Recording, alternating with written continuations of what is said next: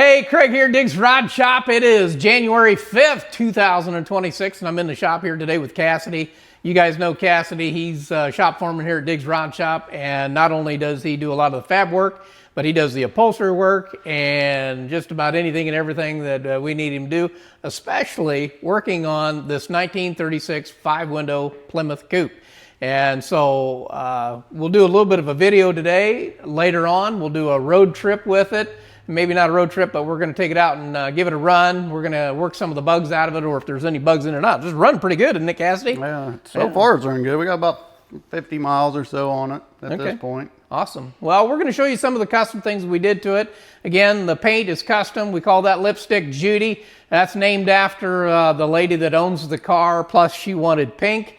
And this is what we came up with that NXT off the bank back there, that PPG color. So with that said, it's pink, and we got some custom work done to this thing. Obviously, it's a chop top. Yes, sir. That's how it came in here. It's got a dual-sided flip-up hood on it. Oh, that's so you cool. Just pull a lever in here, and then it releases some pins, and you can flip the hood up either side. You can flip this way, either one, or you can take it clear off if you want. These side panels, you just push them 2 buttons, and they lift off. So you can run it with no hood, like an old traditional. Sweet, so we can lift this thing up here. I don't want to damage anything, but yeah, there we go. This comes up here, clicks in that. Cool, so if they're at a car show, then they can just lift the hood off this thing right out of the driver's side, but you also say you can pull the lever on the passenger side, and you can lift it this way also, is that right? Yes, sir. And so they work off their own, their individuals, okay? So. And then if you got 2 people, you just pull both sides and lift the hood right off of it. Ah, cool. Yeah, this is a really cool feature right there. So, see, it's running Mopar Magnum in there, 360 cubic inch. What's the horsepower on that? I think it's like 380. I'd have to get the dyno sheet out. 380 to 400 right in that area. Gotcha. Well, it ain't going to take much to move this little coupe down the road, that's for sure. She's pretty low geared, too. I think it's turning 2,500 at 60.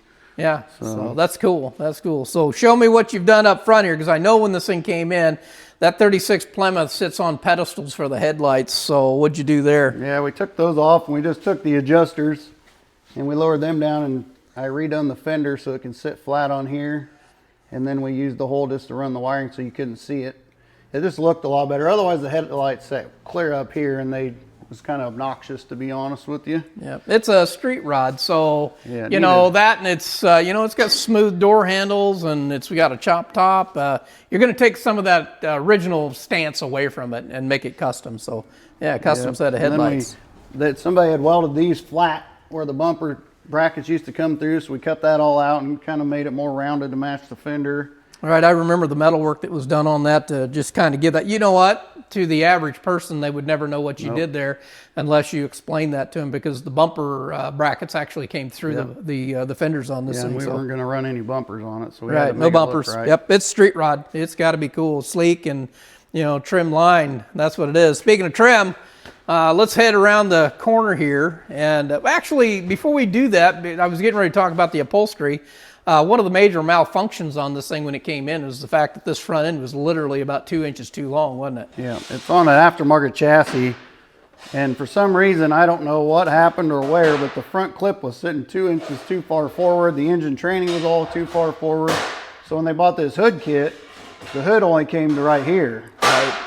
So the side panels only came to here, and we wasn't sure why. Well, just so happens, coincidence, another gentleman came in with his exact same car, chopped and everything. That's right. So he wanted us to work on it, so we took some measurements off of it. Come to find out, all this had to move back, which we kind of assumed because this tire was sitting clear back here in the fender well. I mean, not that far, but you could tell it wasn't centered. So in turn, we pulled the front clip off. I pulled the motor training out. I had to make all the training mounts to move everything backwards, which in turn I had to build a custom shifter brackets. I mean, it was a lot of work. A lot of work, When it came in, we didn't know that. We knew that there was the hood was a little bit too long, but we didn't know why. Yeah, so then we ended up cutting the running boards too, and I had to cut the bottom of the doors off more here to clear the fenders.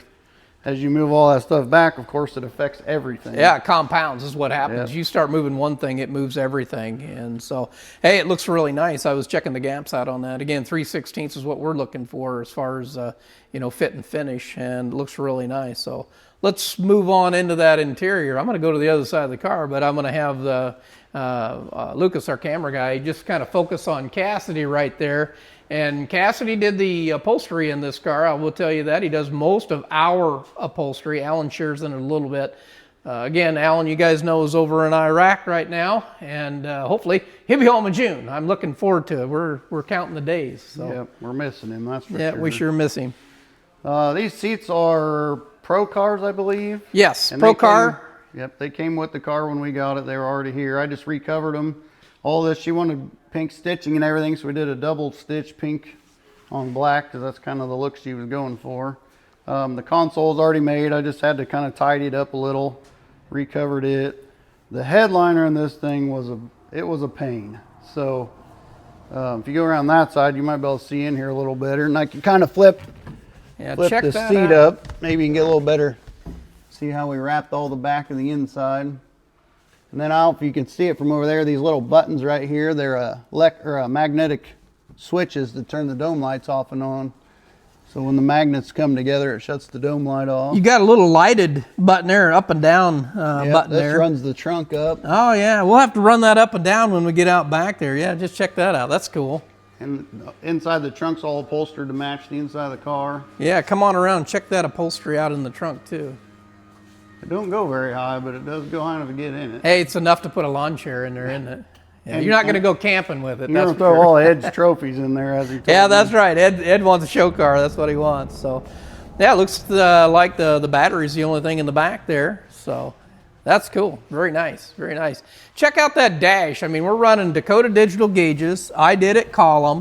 It's got vintage air controls, so obviously you're running vintage air. Looks like a Gen, is that Gen 4 or 5? I think it's just a 2, but it's a different style controller. Gotcha, depending on the controller. So. And it's got, I mean, the heat works amazing in it. The AC works really good. Of course, we've sound deadened and insulated the whole car underneath everything. Yeah, so. These window moldings here, they were kind of a trick. Yeah, I remember quite a little bit of work going into the window moldings, in and out multiple times. You know, when you got a chopped top like this, and you're dealing with the original window molding or the garnish moldings, they get chopped also. So there's quite a little bit of fit and finish that had to be done on that too. Yeah, a lot of this stuff was already done. We just kind of had to, you know, tidy it up and fix a few things we found we wasn't really happy with. So. A lot of it, taking it back apart and just kind of redefining what they had going on with it. And a lot of the again, it goes back to fit and finish. Some of the rough end work was done, but we had to take it back apart and just kind of. Like we put both brand new door skins on from the body line down. We re-skinned the whole roof in the middle. They make door skins for this thing? No, they do not make. I know they didn't. They don't make hardly anything for this car. Somebody had put patch panels on in the past where they just laid them over and welded them straight to the body. So I went in and cut all that out and fixed that. I had to redo some of the top in here because it was all brazed together and it kind of cracked over the years. So just, I mean, once we got it stripped down to bare metal, you could kind of see all that stuff. Well, this is really a cool car, Cassidy. There's no doubt about it. True street rod, actually. You know, they say 1948 or older, basically, is a street rod, and that's what this is. And technically, the smooth finish on this thing with the no door handles and the custom mirrors, chopped top, you know, this is really street rod stuff is what this is, and kind of 90s, really, wouldn't you say? Yeah. And these, I mean, the mirrors kind of go with the look, luckily, because these are the only mirrors you can find that would get around the back of this car so you can see out the back of it. We had a little bit of a I'd just soon not put mirrors on it, right? Yeah, customer had to have them, so we found some that worked and we made them fit on there. Right. So. Well, tinted glass and everything, black interior. Looks like it's running a pair of American Racing torque thrust wheels on it. They got 15 by 7s, I believe, on it. That's we'd have liked 18s on this thing, I think is what we would have liked on it. But again, it's customer preference at that point. This is a beautiful car, it really is. It's come a long way. We were talking about how many years it's spent at other shops. You know, nothing against those guys because they're working on them as they can, and plus trying to run their business at the same time too. But then I know there's a fellow that had passed away during all that time too, and so by the time it moves from one shop to the other, you know, we finally, it landed here at Diggs Rod Shop. Again, we got photos of this thing.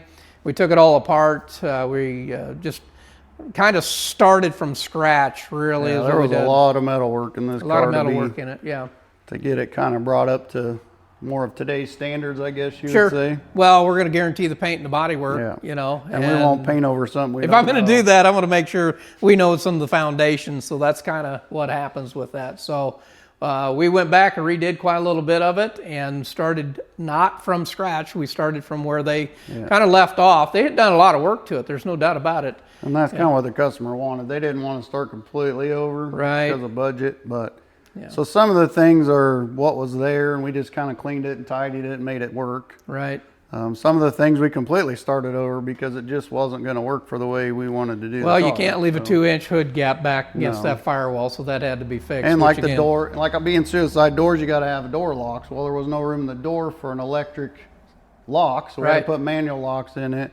I've had to rewire some of the window stuff. So if the battery would ever die or something in this car, you got to get in it. Yeah, we got jump cables in the back where you can reach them, but we got extra, you know, alternative ways to get in the car. If something like the poppers don't work, we can roll the window down from outside the car. We hit a switch for them.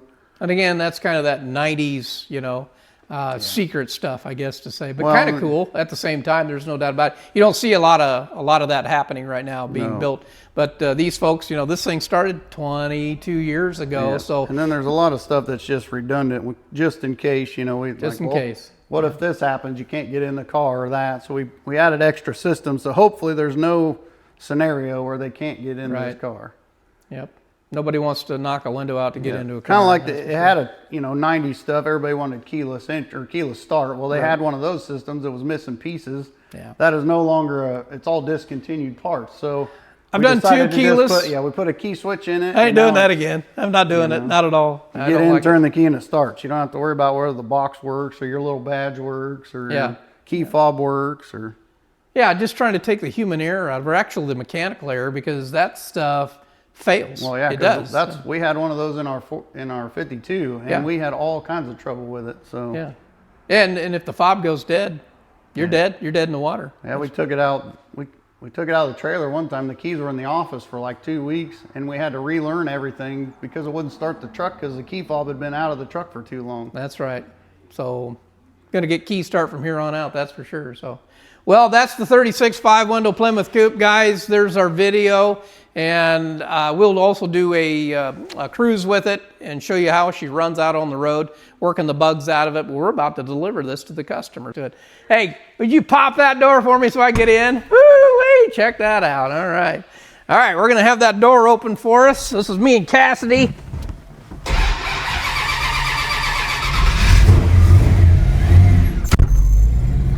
There's me in that door again. Here, hang on. I'll get that. Don't slam the door. Easy peasy. Don't forget to lock it. Oh, yeah, that's right. I gotta lock the door. There we go, manual lock. And we are headed out of here. Check this thing out. So we're in the 36 5-window Coupe. Man, I got a kind of a horse in my throat. We're in the 36 5-window Coupe here. Me and Cassidy. Say hi, Cassidy. Hi, Cassidy. All right. A little bit of a shakedown out here. You know, you put a lot into these vehicles and you got to drive them before you hand it back to the customer. That's kind of the key behind all this. Turn the heater down. It's burning up in here. Yeah, I'm going to turn this thing around is what I'm going to do. Hang on here, folks. I'm playing with the gimbal again. Hey, that wasn't so hard. I got that turned around, and we're going to have to edit that, that's for sure, but I've got us going down the highway now. And let's see if I can get Cassidy over here. There we go. Boy, he's got a big head. That's for sure. So we're cruising down the road in the 36 5-window Plymouth Coupe here. Dakota Get Digital, gauges in here, vintage air, heater's working nice. We are just cruising. What's the, how fast you going? 60. What's the RPM? About 26, 2700. She geared kind of low. I'd say it's probably about 370. 370 gear. Probably ought to get with it, I suppose, if you know, hammer on the old throttle there. Here we go. Let's get this up over the hood. Oh, she cruises nice. She handles pretty good. Oh yeah. This thing's awesome. We'll check some of the work out in here. Cassie's done that headliner and the door panels right there. Oh, we are taking a turn. Thing actually drives really nice. Yeah. I could cruise it all day. It's pretty comfortable. It is. It's nice and quiet in here too. I'm pretty amazed on how quiet it is on the inside of this. You go chopping the top on something like this, and you know, by the time you get door fitment, window fitment, everything back, trying to get the doors sealed up was a treat. Yeah, no doubt about it. Yeah, I look at this gimbal all the time like, this thing ain't right. Bruce has got the tranny working good now. Yep. Again, you guys hear us talk about Bruce over there at Advanced Transmission in Knoxville, Iowa. I will tell you, those guys just, that's why we go to them. They just take the worry out of it for us. I know they get it right every time. So. Yeah, she shifting pretty good. She's running real good. Heater works amazing. Holy moly. That's always nice that stuff starts coming together. And literally the reason why we're out here doing this, not only a video, but this run with it, we like to put some miles on it before we give them back to the customer. You want to know that everything's working for them. There's no doubt that I would say this time next year, or maybe in the spring, it'll probably come back for some adjustments before they get into the show season with it. But you want to make sure when they take it home with them, I mean, it's running, driving, signals work, and it stops, you know, like it's supposed to. We'd like to put a couple 100 miles on before they leave, but let's face it, it's January in Iowa. We don't have that luxury very much. Pretty happy that we can actually just get it out on the road. There's no doubt about that. So, oh, he's going to get after it a little bit. Well, you need to do that too, you know. Yeah, there's 70, and we're turning 3,000 at 70. So this might be a 350 gear, maybe. Yeah. Well, that's sometimes we get used to the fact that we have overdrive transmissions too, you know. So it could be a 350 gear, and without overdrive, that's probably typical right there. On my wife's truck, we put overdrive in it. It was so much better. Oh yeah, I definitely recommend overdrive. My green one don't have overdrive, and it's 70, and it's like 3,500 RPM. It's ridiculous, but she comes to life real fast. No doubt about it. Yeah, this thing cruises pretty good. Oh, I mean, just handles nice. It don't pull to the sides. It don't shake. It don't do nothing. I'll tell you what, when you're starting to modify again, when you're modifying these vehicles not done correctly, you can get all shimmies and shakes. You don't know that until you get it done built and get it out on the road. So yeah, we're running 55 pounds of oil pressure. Yeah, nice. 13 and a half, 14 volts on the alternator. Well, and if the gas gauge works, it means it's got a full tank. I hope that works. Now we filled it up, remember last time we drove it? That's right. I knew that. Yeah, she's running about 195 degrees. Nice. So I think we probably ought to get after it just a little bit. That's what I think.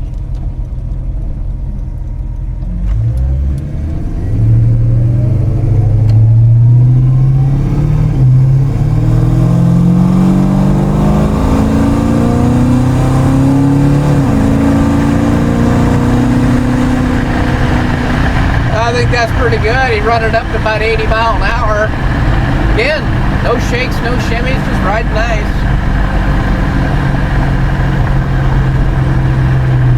We're gonna roll into the old Diggs rod shop here, coming up here on the left-hand side. Yeah, they ought to be super happy cruising this around for car shows. Yeah, I think so. It's so comfortable. I could drive her cross country if I had a radio. Maybe cruise control. This gimbal, I'm telling you guys. I know it's fancy, but it's kind of a hassle for me. We'll get us stopped here. Maybe our next video we can take this black car in here on a drive. Ooh, that'd be really nice. That's that old 68 Dodge Charger. Got the hell crate. We could let Luke take us for a ride in it, because he'll punish it. He drives her a little bit harder than we do. Yes, he does. Yeah, so we're about ready to give this back to the customer, and I think Judy will just be tickled pink. Oh yeah, she's ready to drive it home for sure. Yeah, no doubt about it. So we better get her done quick so before the weather turns on. That's right. It's supposed to be sunshiny all week here in Iowa, and I think it'll be a good time to hand the keys back to Judy. I think she'll be tickled pink, and I know I keep saying that, but the car's pink. No pun intended on that. All right, well, it cruises out nice. This is Greg. Like and subscribe. Make sure you share our videos. Comment if you want to comment, as long as it's nice. Otherwise, we'll ignore you. And or I won't say anything nasty back. I'll just delete you. That's what I'll do. Hey, we're in the dark here. So, hey, this is Greg, Diggs Rod Shop, and we'll catch you guys out on the road.